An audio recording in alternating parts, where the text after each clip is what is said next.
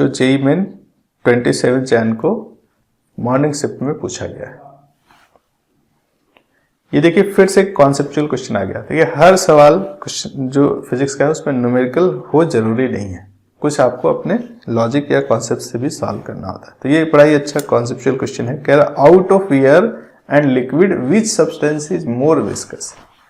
सबसे पहले समझना होगा विस्कस क्या होता है। विस्कस का मतलब होता है लिक्विड या कोई भी फ्लूइड के दो लेयर्स के बीच जो फोर्स लगता है।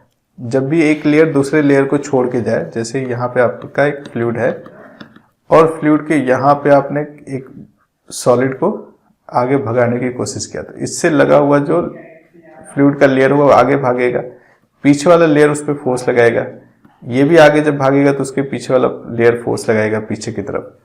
तो यूं हम लोग देखते हैं, अगर आप फ्लूइड को लेयर वाइज लेयर डिवाइड कर ले, फ्लूइड को लेयर वाइज लेयर डिवाइड कर दे, ये इतना बड़ा सा फ्लूइड है मान लेते हैं, इसको हमने ऐसे कुछ हाइपोथेटिकल लेयर वाइज डिवाइड कर दिया, ठीक है।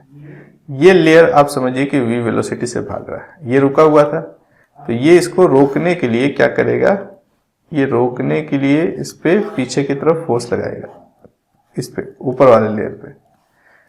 कौन पीछे की तरफ फोर्स लगाएगा, नीचे वाला लेयर, और बदले में नीचे वाले लेयर को ये आगे खींचना शुरू करेगा। तो इसकी जो वेलोसिटी है ना उससे थोड़ा कम वेलोसिटी इसमें आएगा, v माइनस डेल्टा v कह सकते हैं।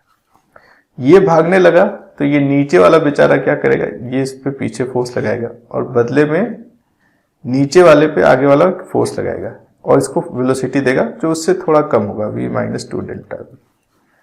तो ये जो लेयर के बीच फोर्स लग रहा है ना, लेयर्स के बीच जो फोर्स लग रहा है आगे पीछे का, इस पे इधर और इस पे ये फोर्स, ये जो दोनों फोर्स है लेयर्स के बीच, वो विस्कस फोर्स कहलाता है। ये फोर्स जितना स्ट्रांग होगा उसकी विस्कोसिटी उतनी ज्यादा होती है और वो सब्सटेंस उतना ज्यादा विस्कस कहलाता है।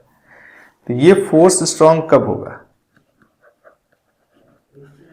ये स्ट्रांग तब होगा जब जो फ्लूइड हम लोग यूज कर रहे हैं उसके मॉलिक्यूल्स के बीच का जो फोर्स ऑफ इंटरेक्शन है वो ज्यादा हो।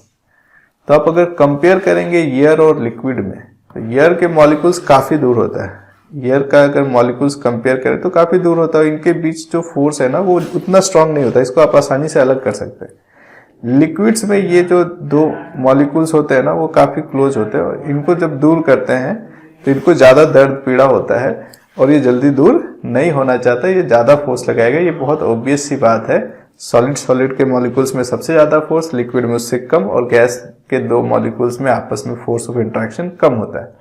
तो जब फोर्स ऑफ इंटरेक्शन एयर में कम होता है तो ये कम विस्कस होगा और ये ज्यादा विस्कस होगा। कौन ज्यादा विस्कस है, लिक्विड जो है वो ज्यादा विस्कस है एज कंपेयर टू एयर। अच्छा, विस्कोसिटी की बात सॉलिड में नहीं आएगा, वहां पे जो फोर्स लगता है वो फ्रिक्शनल फोर्स कहलाता है।